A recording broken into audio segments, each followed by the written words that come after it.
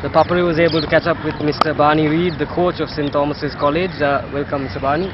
The 2009-10 season has not been the best of seasons for the Thomians, where they have been performing below average. What do you think is the reason behind this? Well, that is a good question. I guess if we knew the answer, we would have had them firing. But I guess even though we've got 6 colorsmen, I don't think they're really pulling their weight at this stage. Over the last 2 or 3 weeks, they were working a lot harder, but still there's a little bit of a problem with the discipline where they're playing shots that they shouldn't be playing. Right, so, and you came in through half the season in January, yes. if I'm not mistaken. How is there a difference from when you came to now, right before the big match? Well,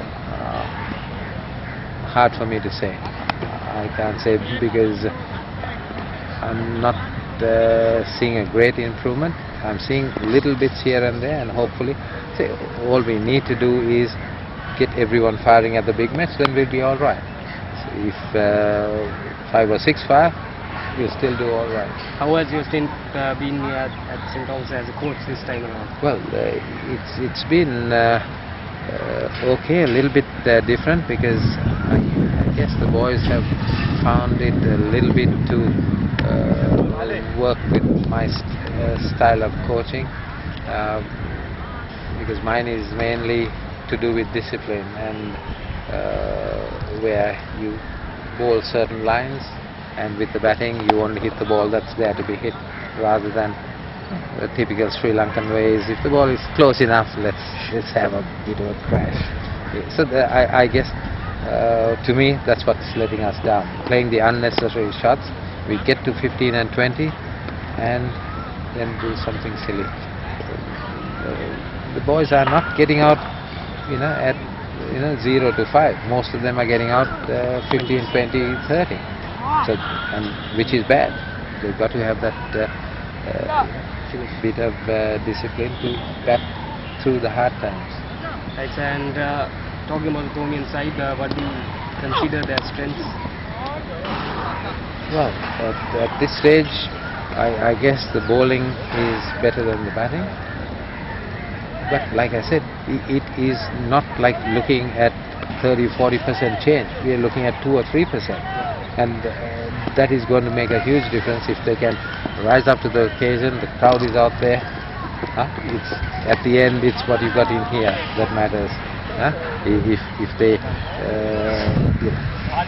can hold their cool, they will play well, because they do it all the time except for short periods. We need to multiply that by 3 or 4, and then we'll have a hell of a good side.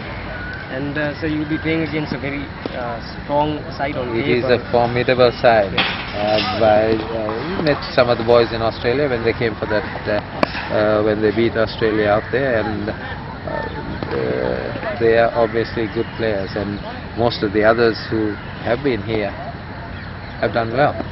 A lot of centurions, we got only 1. So they've got a lot of options. We don't have many, but we are still optimistic, but at the same time we are realistic. Right, and what has been the preparation for this big match?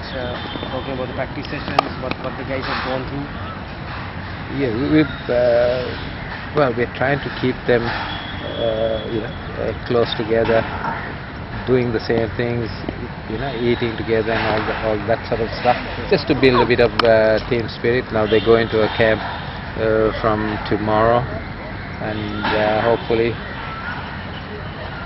they won't keep up late horsing around, but we try to put measures in place that they go to bed early enough, because some of the boys come from a distance, and it would mean they have to leave 5, 6 o'clock in the morning or earlier to get to college, to catch the bus to go out there. So we will end up there keeping them all fairly close to school.